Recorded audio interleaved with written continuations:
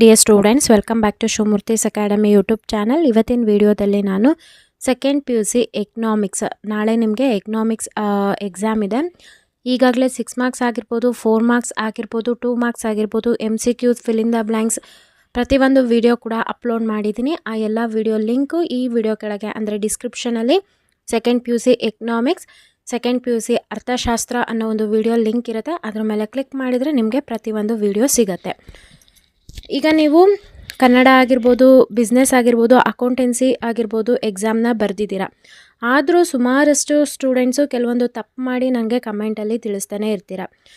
ಆ ಎಲ್ಲ ಒಂದು ಮಿಸ್ಟೇಕ್ಸ್ನ ನೀವು ಅವಾಯ್ಡ್ ಮಾಡಬೇಕು ಅಂದರೆ ಈ ಒಂದು ಆನ್ಸರ್ ಸ್ಕ್ರಿಪ್ಟ್, ಇದು ಟಾಪರ್ದು ಆನ್ಸರ್ ಸ್ಕ್ರಿಪ್ಟ್ ಆಗಿದೆ. ಇದನ್ನು ಡೀಟೇಲ್ ಆಗಿ ಒಂದ್ಸಲ ಚೆಕ್ ಮಾಡಿ. ನೀವು ಕೂಡ ನಾಳೆ ನಿಮ್ಮ ಒಂದು ಬುಕ್ಲೆಟಲ್ಲಿ ಏನೆಲ್ಲ ಬರೀಬೇಕು, ಏನು ಬರೀಬಾರ್ದು, ಎಲ್ಲಿ ತಪ್ಪು ಮಾಡ್ತೀರಾ, ಪ್ರತಿಯೊಂದು ವಿಷಯನ ತಿಳಿಸ್ಕೊಡ್ತೀನಿ. ವಿಡಿಯೋನ ಸಂಪೂರ್ಣವಾಗಿ ನೋಡಿದಾಗ ಮಾತ್ರ ನಿಮಗೆ ಗೊತ್ತಾಗುತ್ತೆ.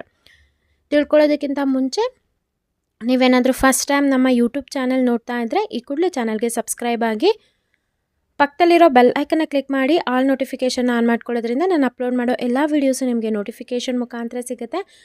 ಹಾಗೆ ನೀವು ನಮ್ಮನ್ನು ಇನ್ಸ್ಟಾಗ್ರಾಮ್, ಟೆಲಿಗ್ರಾಮ್ ಹಾಗೆ ವಾಟ್ಸಪ್ಪಲ್ಲಿ ಕೂಡ ಫಾಲೋ ಮಾಡ್ಬೋದು. ಆ ಒಂದು ಚಾನಲ್ ಲಿಂಕು ಡಿಸ್ಕ್ರಿಪ್ಷನಲ್ಲಿ ಕೊಟ್ಟಿರ್ತೀನಿ, ಚೆಕ್ ಮಾಡಿ. ನೀವಿಲ್ಲಿ ಗಮನಿಸ್ಬೋದು, ನಿಮ್ಮ ಒಂದು ಬುಕ್ಲೆಟ್ದು ಫ್ರಂಟ್ ಪೇಜ್ ಈ ರೀತಿಯಾಗಿರುತ್ತೆ. ರಿಜಿಸ್ಟರ್ ನಂಬರ್, ನಿಮ್ಮ ಒಂದು ಹಾಲ್ ಟಿಕೆಟ್ನಲ್ಲಿ ಇರ್ತಕ್ಕಂಥ ರಿಜಿಸ್ಟರ್ ನಂಬರ್ನ ಕರೆಕ್ಟಾಗಿ ನೀವು ಫಿಲ್ ಮಾಡಬೇಕಾಗತ್ತೆ. ಅದಾದ ನಂತರ ಇಲ್ಲಿ ನಿಮಗೆ ಏನು ಮೀಡಿಯಮ್ ಅಂತ ಕೊಟ್ಟಿರ್ತಾರೆ. ನೀವು ಇಂಗ್ಲೀಷ್ ಮೀಡಿಯಮ್ ಅವರಾಗಿದ್ದರೆ ಇಂಗ್ಲೀಷ್ ಮೀಡಿಯಮ್ ಅಂತ ಬರೀಬೇಕು, ಕನ್ನಡ ಮೀಡಿಯಮ್ ಅವರಾದರೆ ಕನ್ನಡ ಅಂತ ಬರೀಬೇಕು. ಇಂಗ್ಲೀಷ್ ಮೀಡಿಯಮ್ ಆಗಿರೋದ್ರಿಂದ ಎಕನಾಮಿಕ್ಸ್ ಅಂತ ಬರೀತೀರಾ, ಕನ್ನಡ ಮೀಡಿಯಮ್ ಅವರು ಆದರೆ ಅರ್ಥಶಾಸ್ತ್ರ ಅಂತ ಬರೀತೀರಾ. ನಿಮ್ಮ ಒಂದು ಸಬ್ಜೆಕ್ಟು ಕೋಡ್ ನಿಮ್ಮ ಆಲ್ ಟಿಕೆಟಲ್ಲಿ ಕೊಟ್ಟಿರ್ತಾರೆ, ಜೊತೆಗೆ ಕ್ವಶನ್ ಪೇಪರಲ್ಲೂ ಕೂಡ ಮೆನ್ಷನ್ ಮಾಡಿರ್ತಾರೆ. ನೀಟಾಗಿ ಸಬ್ಜೆಕ್ಟ್ ಕೋಡ್ನ ಬರೀಬೇಕಾಗತ್ತೆ. ಅದಾದ ನಂತರ ನೀವು ಎಷ್ಟು ಪೇಜಸ್ನ ಯೂಸ್ ಮಾಡಿದ್ದೀರಾ ಅನ್ನೋದು ಇದು ನಿಮ್ಮ ಒಂದು ಎಲ್ಲ ಆನ್ಸರು, ಎಲ್ಲ ಕ್ವಶನ್ಗೆ ಆನ್ಸರ್ನ ಅಟೆಂಡ್ ಮಾಡಿ ಆಗುತ್ತಲ್ಲ. ನಂತರ ಫೈನಲಲ್ಲಿ ಇನ್ನೇನು ಬೆಲ್ ಆಗೋದಕ್ಕೆ 5 ನಿಮಿಷ ಇದೆ ಅಂದಾಗ ಚೆಕ್ ಮಾಡಿಬಿಟ್ಟು ನೀವು ಪೇಜಸ್ನ ಫಿಲ್ ಮಾಡಬೇಕಾಗತ್ತೆ. ಇಲ್ಲಿ ನಿಮ್ಮ ಒಂದು ಇನ್ವಿಜಿಲೇಟರ್ದು ಸೈನ್ ಆಗಬೇಕಾಗುತ್ತೆ. ಇದು ಇಂಪಾರ್ಟೆಂಟ್ ಆಗಿರುತ್ತೆ. ಇಲ್ಲಿ ಯಾವುದೇ ಕಾರಣಕ್ಕೂ ನೀವು ಇನ್ವಿಜಿಲೇಟರ್ದು ಸೈನ್ನ ಹಾಕಿಸ್ಕೊಳ್ದಲ್ಲೇ ಮರಿಬಾರ್ದು. ಸೊ ಫೈನಲಲ್ಲಿ ನಿಮ್ಮ ಒಂದು ಏನು ವ್ಯಾಲ್ಯೂಯೇಷನ್ನು ಈ ರೀತಿಯಾಗಿ ನಡೆಯುತ್ತೆ. ಇದು ನೋಡ್ಬೋದು, 80 ಔಟ್ ಆಫ್ 80 ಸ್ಕೋರ್ ಮಾಡಿರೋಂಥ question paper means answer paper ಆಗಿರುತ್ತೆ. ಇಲ್ಲಿ ಸುಮಾರಷ್ಟು ಸ್ಟೂಡೆಂಟ್ಸು ಏನೆಲ್ಲ ತಪ್ಪು ಮಾಡ್ತಾರೆ ಅಂತಂದರೆ, ನಿಮ್ಮ ಒಂದು ಬುಕ್ಲೆಟ್ ಫಸ್ಟ್ ಪೇಜಲ್ಲಿ ಈ ರೀತಿಯಾಗಿ ನೀವು ಪಾರ್ಟ್ ಎ ಅಂತ ಬರೀಬೇಕು. ನೀವು ಮಾರ್ಜಿನ್ ಒಳಗಡೆನಾದರೂ ಬರೀರಿ, ಹೊರ್ಗಡೆನಾದರೂ ಬರೀರಿ. ಬೆಟರ್ ನಾನು ಏನು ನಿಮಗೆ ಸಜೆಸ್ಟ್ ಮಾಡ್ತೀನಿ ಅಂತಂದರೆ, ಇವ್ರು ನೋಡಿ ಯಾವ ರೀತಿಯಾಗಿ ಒಳಗಡೆ ಮೇನ್ ಹಾಕಿದ್ದಾರೆ ಮತ್ತು ಕ್ವಶನ್ ನಂಬರ್ ಹಾಕಿ ಆಪ್ಷನ್ನ ಎಂಟ್ರಿ ಮಾಡಿದ್ದಾರೆ. ಇದೇ ರೀತಿಯಾಗಿ ನೀವು ಕೂಡ ಬರೀರಿ, ಓಕೆನಾ. ಮೊದಲು ನೀವು MCQಸಲ್ಲಿ ಫಿಲ್ಲಿಂಗ್ ದ ಬ್ಲ್ಯಾಂಕ್ಸಲ್ಲಿ ಏನು ಆನ್ಸರ್ ಬರ್ತಿರ್ತೀರ ಅದೇ ಕನ್ಸಿಡರ್ ಮಾಡ್ತಾರೆ. ನಿಮಗೆ ಕ್ವಶನ್ ಪೇಪರ್ ಕೊಟ್ಟಾಗ ಓದಲಿಕ್ಕೆ 10 ಮಿನಿಟ್ಸ್ ಟೈಮ್ ಇರುತ್ತೆ. ಆ ಕ್ವಶನ್ ಪೇಪರ್ ಮೇಲ್ಗಡೆ ಜನರಲ್ ಇನ್ಸ್ಟ್ರಕ್ಷನ್ ಅಂತ ಕೊಟ್ಟಿರ್ತಾರೆ, ಅದನ್ನು ಗಮನ ಇಟ್ಟು ಓದ್ಕೊಳ್ಳಿ, ಓಕೆನಾ. ಇಲ್ಲಿ ಕನ್ಸ್ಯೂಮರ್ ಬಿಹೇವಿಯರ್ ಅಂತ ಬರೆದು ಕಾರ್ಟ್ ಮಾಡಿ ಮತ್ತೆ ಕನ್ಸ್ಯೂಮರ್ ಬಿಹೇವಿಯರ್ ಅಂತ ಬರೆದ್ರೆ ನಿಮಗೆ ಮಾರ್ಕ್ಸು ಸಿಗೋದಿಲ್ಲ. ಈ ರೀತಿಯಾಗಿ MCQs ಯಾವ ರೀತಿಯಾಗಿ ಕ್ವಶನ್ ನಂಬರು, ಮೇನು, ಆಪ್ಷನ್ ಎಲ್ಲ ಹಾಕಿದ್ದಾರೆ, ಇದೇ ರೀತಿಯಾಗಿ ಫಾಲೋ ಮಾಡಬೇಕಾಗತ್ತೆ. Next fill in the blanks ನೋಡಿ, ಮಾರ್ಜಿನ್ ಒಳಗಡೆ ಸೆಕೆಂಡ್ ಮೇನ್ ಅಂತ ಹಾಕಿ ಅದನ್ನು ಎಂಟರ್ ಮಾಡ್ಕೊಂಡು ಹೋಗಿದ್ದಾರೆ, ಆನ್ಸರ್ಸ್ನ ಬರ್ಕೊಳ್ತಾ ಹೋಗಿದ್ದಾರೆ. ನೆಕ್ಸ್ಟು ಮ್ಯಾಚ್ ದ ಫಾಲೋಯಿಂಗ್ ನೋಡಿ, ಇದೇ ರೀತಿಯಾಗಿ ನೀವು ಮ್ಯಾಚ್ ದ ಫಾಲೋಯಿಂಗ್ನ ಬರಿಬೇಕಾಗುತ್ತೆ. ಯಾಕಂತ ಅಂದರೆ ಈ ಇನ್ವಿಜಿಲೇಟರ್ಗೂ ಕನ್ಫ್ಯೂಸ್ ಆಗಬಾರ್ದು ಅಥವಾ ನಿಮಗೂ ಕನ್ಫ್ಯೂಸ್ ಆಗಬಾರ್ದು. ಒಂದು ಕ್ಲಾರಿಟಿನಲ್ಲಿ ಬರೆದಾಗ ಮಾತ್ರ ನಿಮಗೆ ಮಾರ್ಕ್ಸು ಎಲ್ಲೂ ಕೂಡ ಕಟ್ ಆಗೋದಿಲ್ಲ.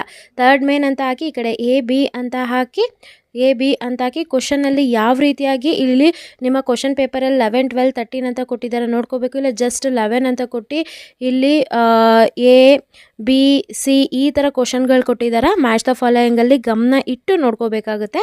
ಇಲ್ಲಿ 11, 12, 13, 14 ಅಂತ ಕಂಟಿನ್ಯೂಸ್ ಆಗಿ ಕೊಟ್ಟಿದ್ದಾರೆ. ನಿಮ್ಮ ಕ್ವಶನ್ ಪೇಪರಲ್ಲಿ ಏನಿರುತ್ತೆ ಅದನ್ನೇ ಹಾಕಬೇಕು, ಓಕೆನಾ. SMC ಅಂತಂದರೆ ಇಲ್ಲಿ delta TC divided by delta Q ಅಂತ ಕೊಟ್ಟಿದ್ದಾರೆ.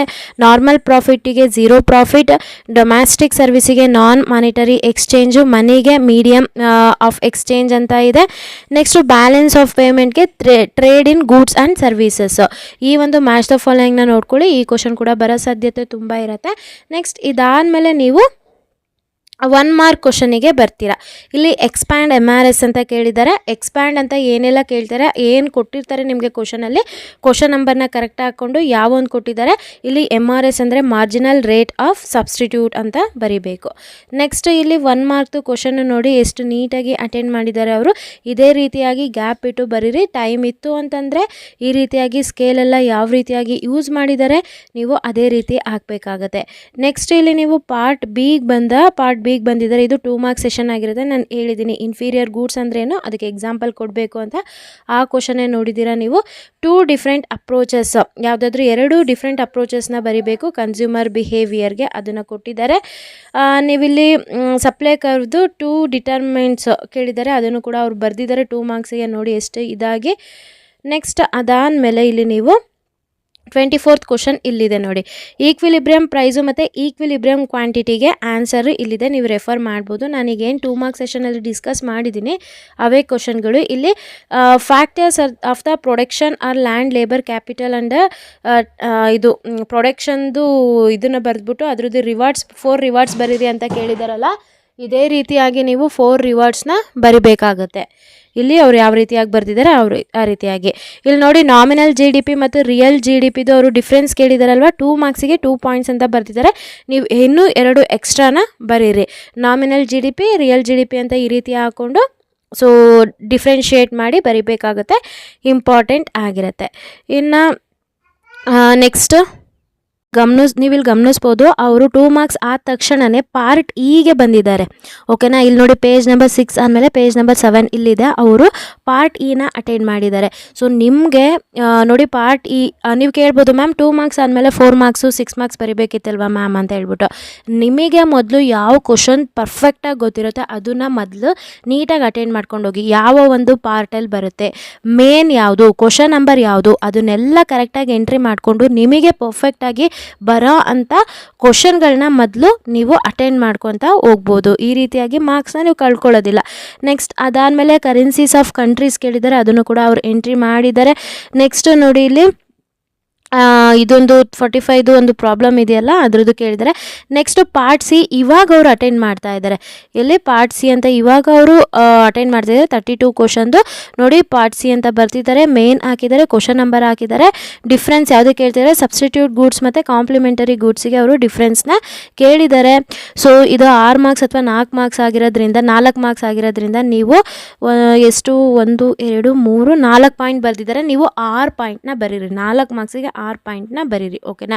ನೆಕ್ಸ್ಟ್ ಅದಾದಮೇಲೆ ಡಿಫ್ರೆನ್ಸ್ ಬಿಟ್ವೀನ್ ಮೈಕ್ರೋ ಎಕನಾಮಿಕ್ಸ್ ಮತ್ತು ಮ್ಯಾಕ್ರೋ ಎಕನಾಮಿಕ್ಸ್ದು ಕೇಳಿದ್ದಾರೆ.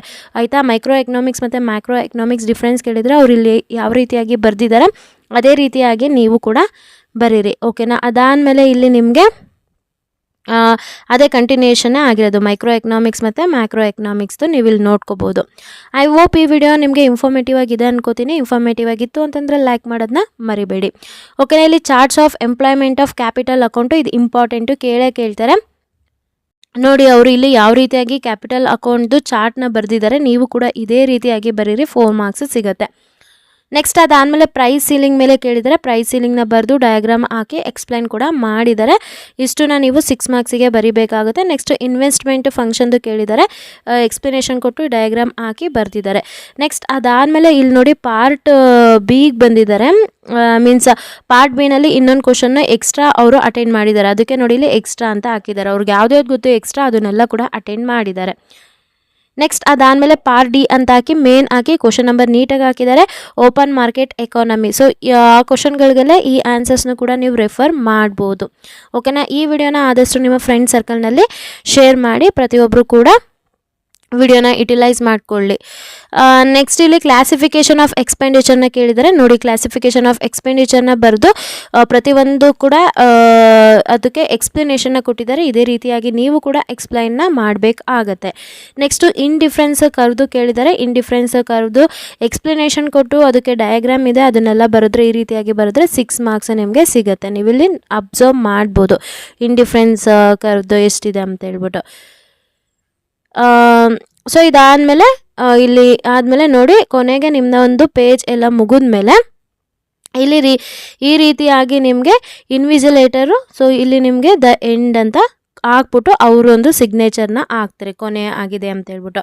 ಸೊ ನಿಮ್ಮ ಕೊನೆಯಲ್ಲಿ ಈ ಥರ ಒಂದು ಪೇಜು ಉಳೀತು ಅಂತಂದರೆ ನೀವೇನು ಮಾಡಬೇಕು, ಜಸ್ಟ್ ಈ ರೀತಿಯಾಗಿ ಸ್ಟ್ರೈಕ್ಔಟ್ ಮಾಡಿಬಿಟ್ಟು ಕೊನೆಯಲ್ಲಿ ಒಂದ್ಸಲ ನಿಮ್ಮ ಒಂದು ಲಾಸ್ಟ್ ಪೇಜಲ್ಲಿ ನಿಮ್ಮ ಒಂದು ರಿಜಿಸ್ಟ್ರೇಷನ್ನ ನಂಬರ್ನ ಹಾಕಿ, ಇಲ್ಲಿ ನೀವು ಎಷ್ಟು ಪೇಜ್ನ ಯೂಸ್ ಮಾಡ್ಕೊಂಡಿದ್ದೀರ ಅದನ್ನು ಹಾಕಿ, ಮತ್ತು ಇನ್ವಿಜಿಲೇಟರ್ದು ಸೈನ್ ಆಗಿದೆಯಾ ಕಂಪಲ್ಸರಿ ಚೆಕ್ ಮಾಡ್ಕೋಬೇಕಾಗುತ್ತೆ. ಇಷ್ಟು ನಾಳೆ ನಿಮ್ಮ ಒಂದು ಬುಕ್ಲೆಟಲ್ಲಿ ಮಾಡಬೇಕಾಗಿರೋದು ಕೆಲಸ. ಇಷ್ಟು ಹೇಳಿರ್ತೀವಿ, ಆದರೂ ಕೆಲವೊಬ್ಬರು ಸ್ಟೂಡೆಂಟ್ ತಪ್ಪುಗಳನ್ನ ಮಾಡ್ತಾ ಇರ್ತೀರ. ಆದಷ್ಟು ತಪ್ಪುಗಳು ಮಾಡೋದನ್ನ ಕಡಿಮೆ ಮಾಡಿ.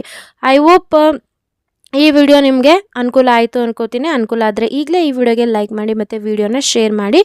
ಯಾರೆಲ್ಲ ಚಾನಲ್ಗೆ ಸಬ್ಸ್ಕ್ರೈಬ್ ಆಗಿದ್ದೀರಾ ಎಲ್ರಿಗೂ ಕೂಡ ನಾನು ಧನ್ಯವಾದ ಹೇಳೋದಕ್ಕೆ ಇಷ್ಟಪಡ್ತೀನಿ. Thank you.